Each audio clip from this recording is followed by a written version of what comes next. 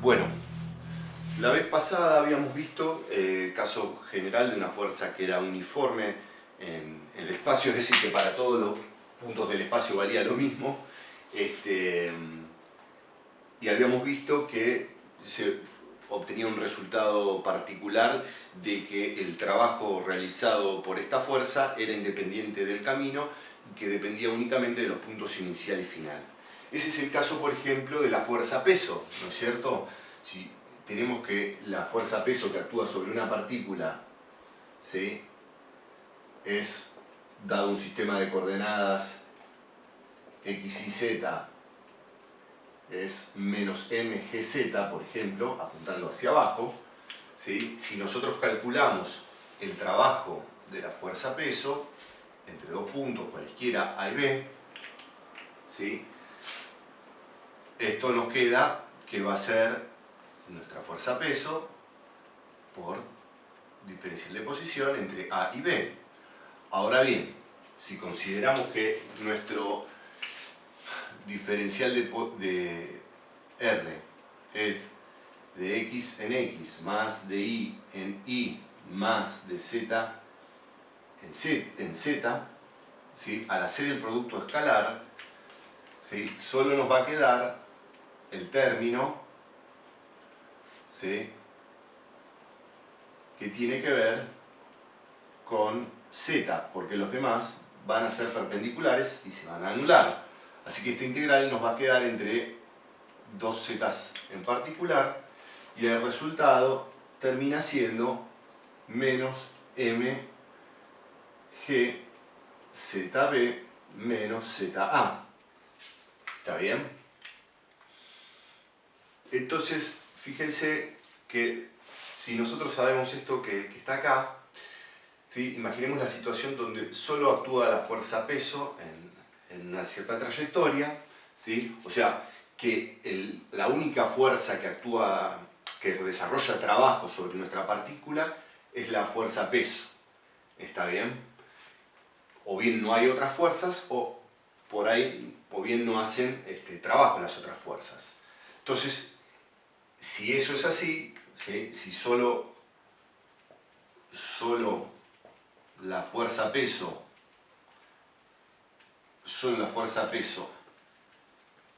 realiza trabajo,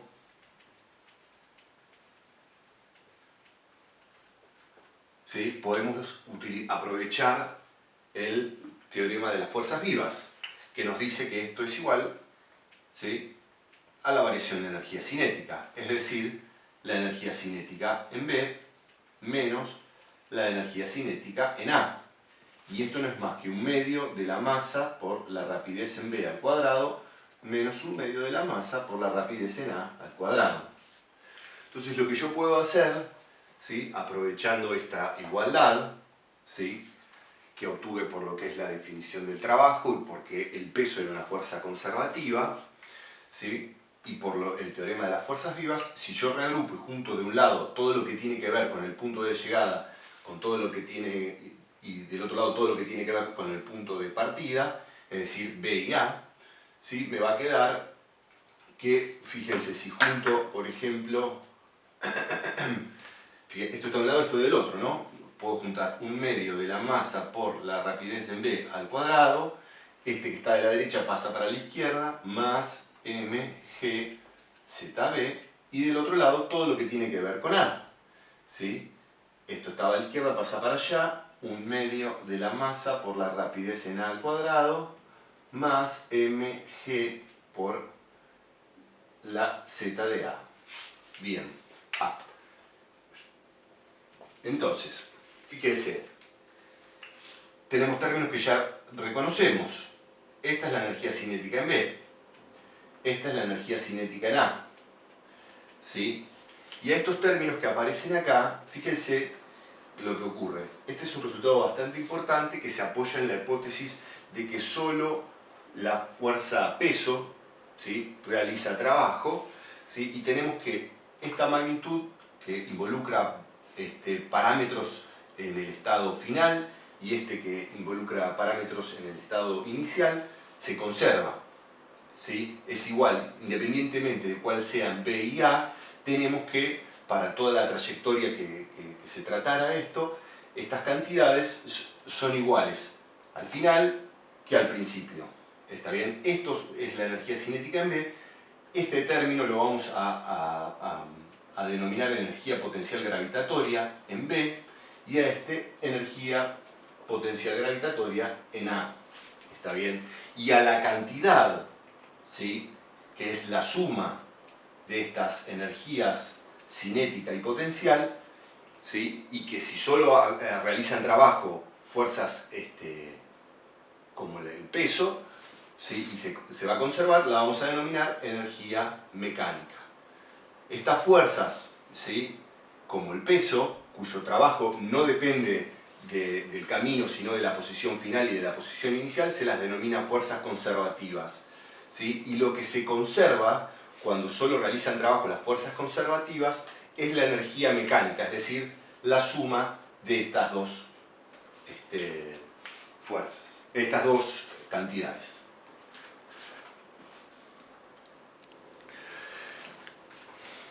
Fíjense, ahora que hemos introducido lo que son las fuerzas conservativas y lo que es la energía potencial gravitatoria, cuando volvemos a ver cómo se calculaba el trabajo de esta fuerza que es conservativa, fíjense que de acuerdo a nuestra definición de energía potencial gravitatoria, justamente la asociada a esta fuerza, nosotros podemos obtener que este trabajo de la fuerza conservativa, el peso, es igual, fíjense, tomando término a término, a menos la energía potencial gravitatoria en B menos la energía potencial gravitatoria en A.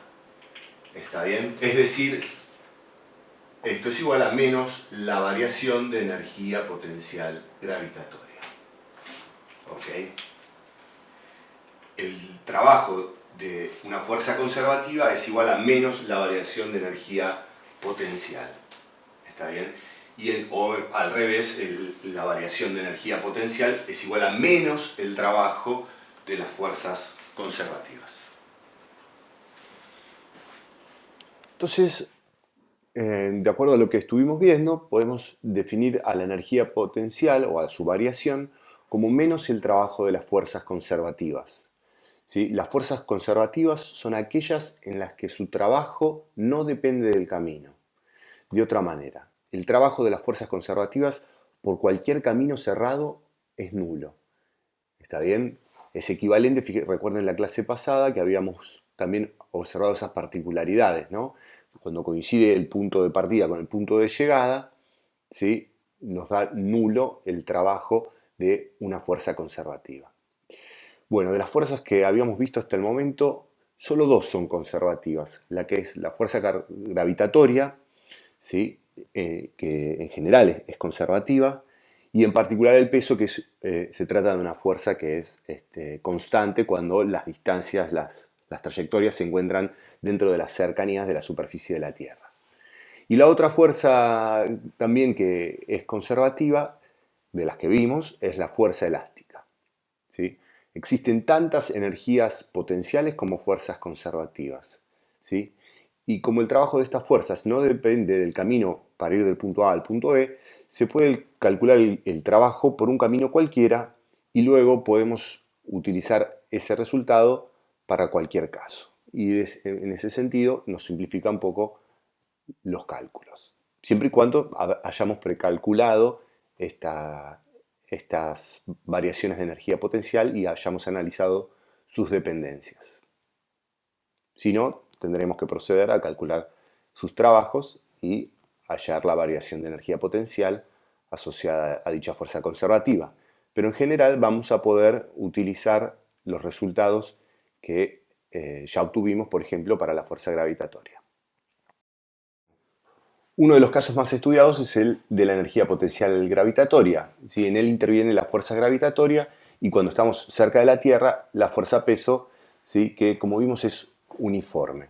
¿Sí? En ese caso general de una fuerza uniforme, ya vimos cómo es el resultado del trabajo. ¿Sí? La variación de energía potencial gravitatoria, ¿sí?, y va a ser igual entonces a menos el trabajo de la fuerza peso. Sí, acá está desarrollado un poco lo que habíamos hecho la vez pasada, ¿sí? Calcular el trabajo de la fuerza peso cuando una partícula se desplaza desde un punto a un punto B, cualquiera de una trayectoria. Y fíjense cómo las flechitas rojas van marcando, ¿sí?, el vector velocidad o bien el DR, el vector desplazamiento, el DR vector. Este va cambiando su dirección para cada punto de la trayectoria, pero el peso apunta siempre, ¿sí?, para el mismo lado.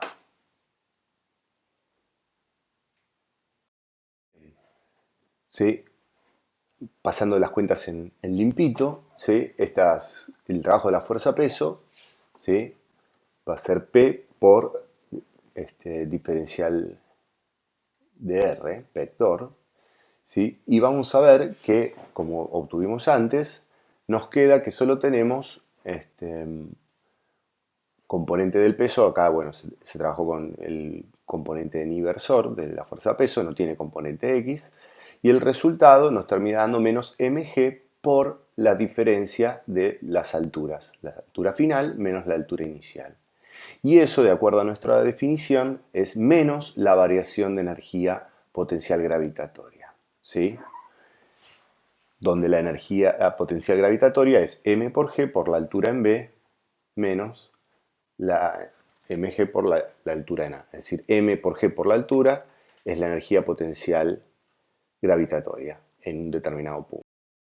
Bien, la energía potencial de cualquier fuerza conservativa, en este caso está puesta la fuerza peso, se define a partir de su variación, ¿sí? Entonces, si nosotros queremos referirnos a la energía potencial en un punto determinado, ¿sí?, lo vamos a obtener a partir de su variación.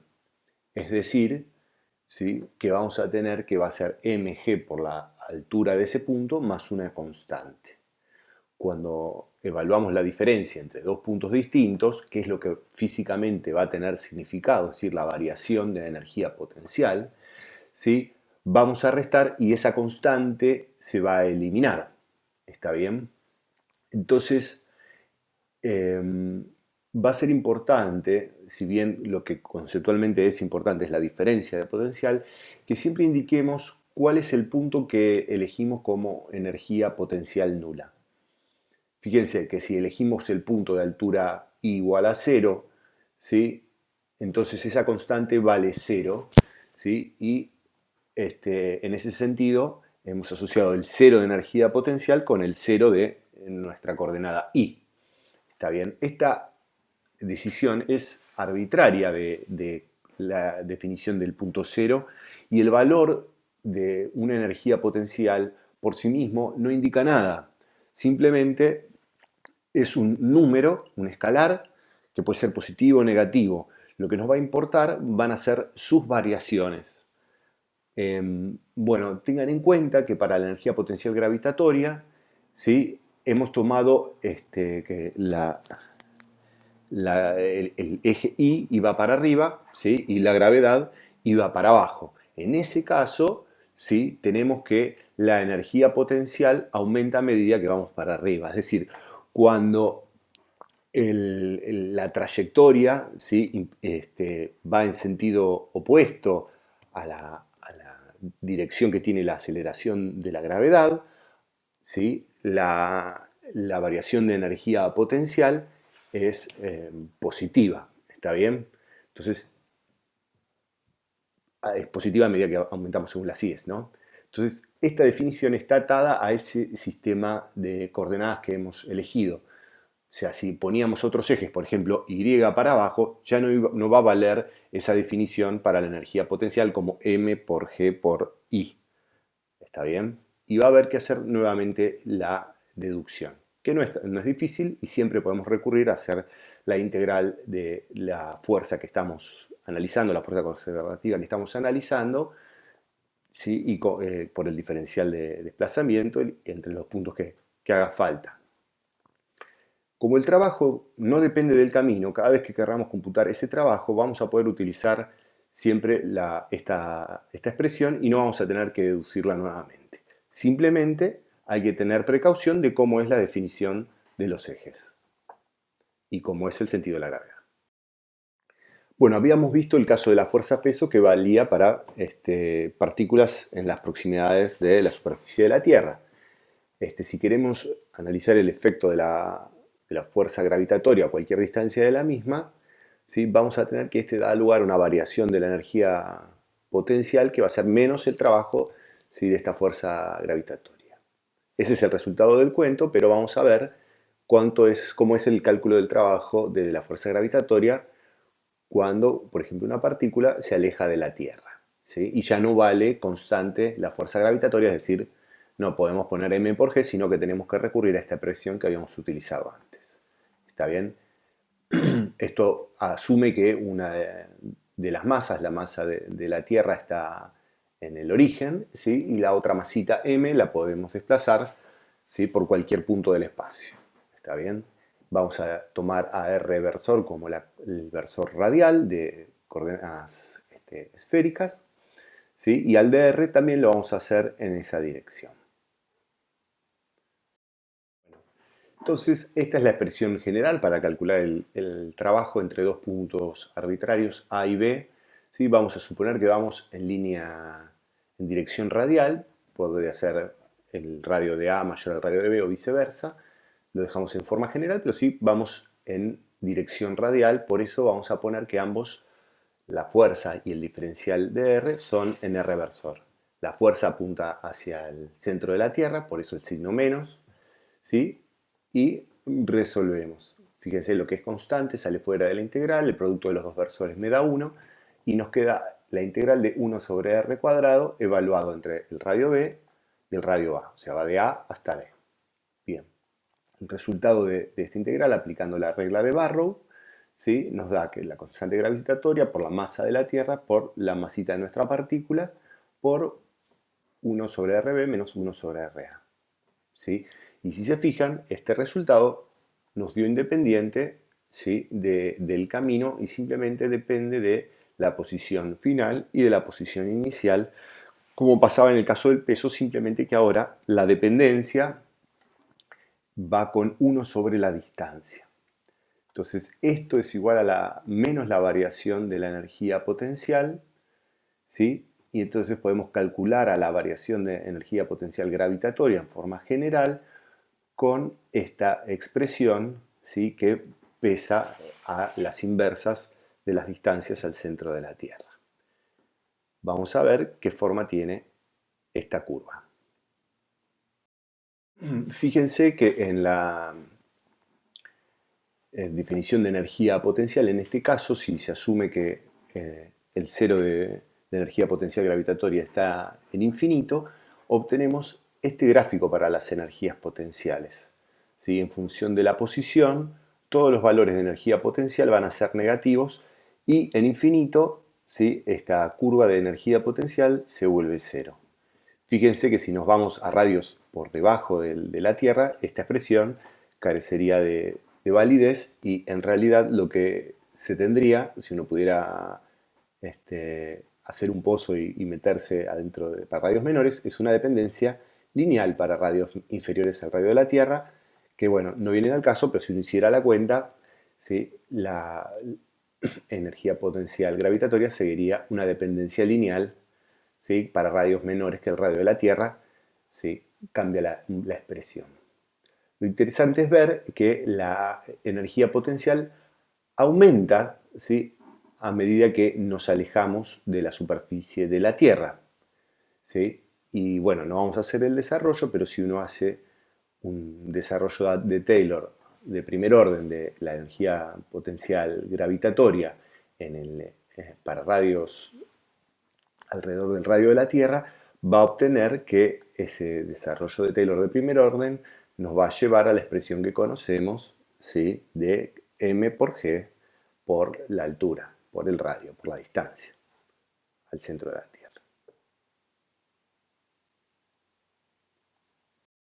Bueno, habíamos visto que un resorte y una masita describían un movimiento armónico simple, ¿sí?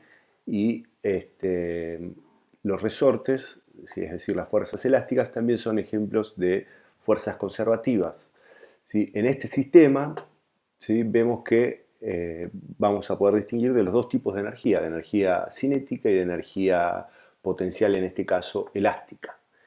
Cuando el resorte está sin estirar, vamos a decir que no tiene energía potencial elástica, y cuando está estirado, en la deformación, tiene energía potencial elástica. Este sistema, que es el masa-resorte, cuando describe un movimiento armónico simple, va a estar alternando siempre entre energía potencial elástica y energía cinética. Y si no hay rozamiento, no va a haber fuerzas no conservativas que realicen trabajo.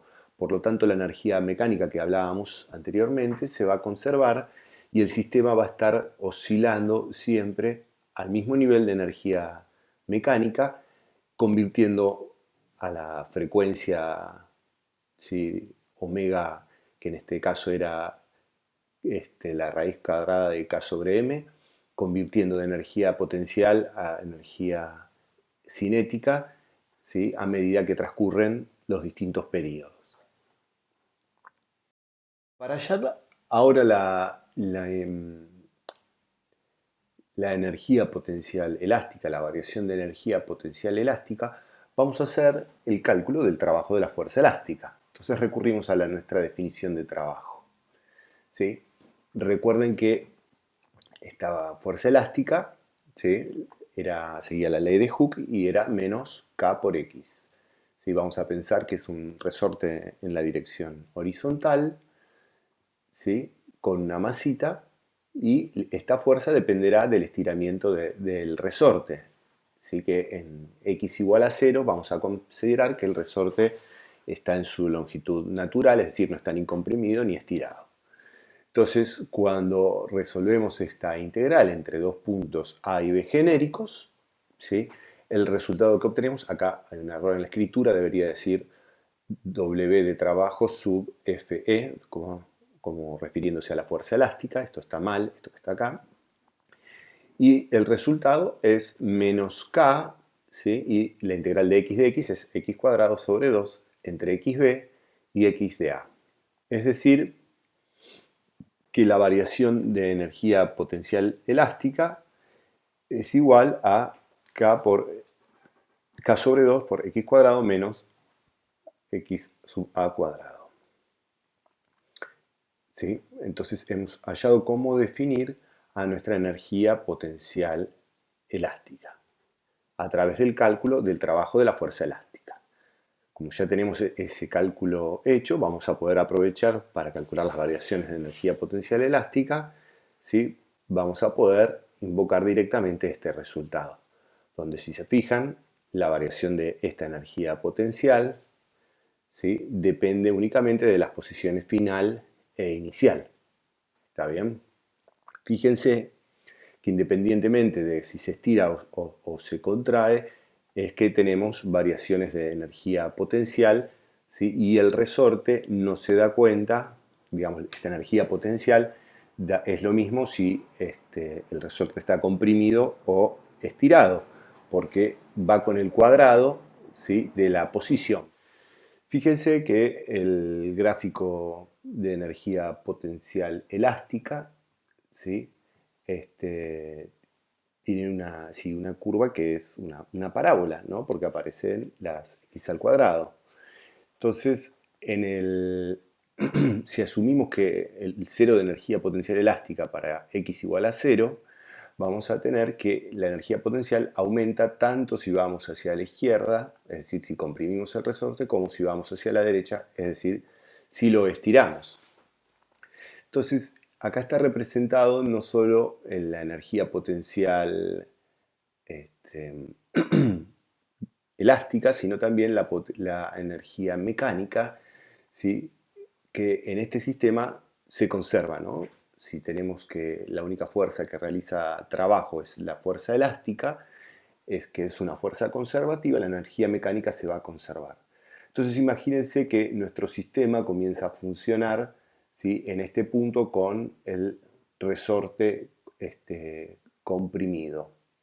¿Sí? Imagínense que está comprimido en una cierta cantidad y si lo largamos del reposo, quiere decir que estamos asumiendo que toda la energía mecánica que tiene inicialmente nuestro sistema es una energía de tipo potencial. Entonces, como ya resolvimos, sabemos que este cuerpito se va a comenzar a mover hacia la derecha. Y es decir, va a ceder parte de su energía potencial elástica que se va a transformar en energía cinética a medida que avance en esta dirección. Entonces, eso es lo que está representado en estas dos magnitudes, ¿no es cierto? Esta flechita representa la energía potencial elástica y esto que me completa el nivel de energía mecánica inicial es la energía cinética que tiene en este determinado momento. A medida que avanza, ¿sí?, el resorte, cada vez tiene menos energía potencial y más energía cinética. Es decir, para este punto de la parábola, vamos a tener que toda la energía mecánica se ha convertido en energía cinética y la energía potencial elástica está en su valor mínimo, 0 para nuestra definición de arbitraria de 0. Luego, el resorte continúa evolucionando, ¿sí?, y se comienza a estirar. Fíjense, recordamos que como depende con el cuadrado de la posición X, ¿sí?, la energía potencial elástica comienza a aumentar nuevamente al estirarse. Es decir, indistintamente de si esté estirado o comprimido, por ejemplo, este nivel de energía se puede alcanzar para resorte comprimido o para resorte estirado. Y continúa subiendo para este lado y parte de esa energía mecánica que se conserva, ¿sí?, ya comienza a haber menos energía cinética y más energía potencial elástica. Esto representa la energía potencial elástica en este punto y lo que me completa hasta arriba es la energía cinética hasta llegar al nivel inicial de energía mecánica. Las fuerzas conservativas con las que más vamos a trabajar va a ser con la fuerza gravitatoria, es decir, el peso cuando estamos en zonas cercanas a la superficie de la Tierra, ¿sí?, y las variaciones de energía potencial gravitatoria las vamos a poder calcular con esta expresión. En el caso de la otra fuerza que también vamos a usar bastante seguido es la fuerza elástica, ¿sí?, que tiene asociada la energía potencial elástica y esta va a ser la expresión asociada a la variación de la energía potencial elástica. Si no se nos pide realizar la deducción, vamos a poder utilizar estos resultados directamente, ¿sí? En lugar de tener que calcular los trabajos, vamos a poder, por ejemplo, recurrir a las variaciones de energía potencial o viceversa. Hemos visto que la variación de energía cinética es igual al trabajo de todas las fuerzas que actúan sobre nuestra partícula. Que la variación de energía potencial es igual a menos el trabajo de las fuerzas conservativas. Y hemos hablado de que la energía mecánica se compone de una parte asociada a la energía del movimiento, ¿sí?, la energía cinética, y otra parte que es asociada a la posición de la partícula y que denominamos energía potencial. Entonces, la combinación de ambas, la suma, es la energía mecánica y la variación de la energía mecánica es igual a la suma de la variación de la energía cinética y de la energía potencial. Entonces, si nos fijamos y combinamos todos los términos, fíjense que estamos sumando del lado de los trabajos el trabajo de todas las fuerzas, ¿sí?, y le estamos restando el trabajo de las fuerzas conservativas. Por lo tanto, podemos igualar a la variación de energía mecánica al trabajo de las fuerzas no conservativas. Es decir, la energía mecánica, como habíamos discutido antes, va a permanecer constante siempre que actúen fuerzas conservativas. Y va a variar, y su variación la vamos a poder calcular directamente como el trabajo de las fuerzas no conservativas, ¿sí? Este resultado se conoce como teorema de conservación de la energía. ¿Está bien? Y esta energía que estamos representando con la letra E o a veces con E sub m, la energía mecánica, va a permanecer constante si solo si el trabajo de las fuerzas no conservativas es cero.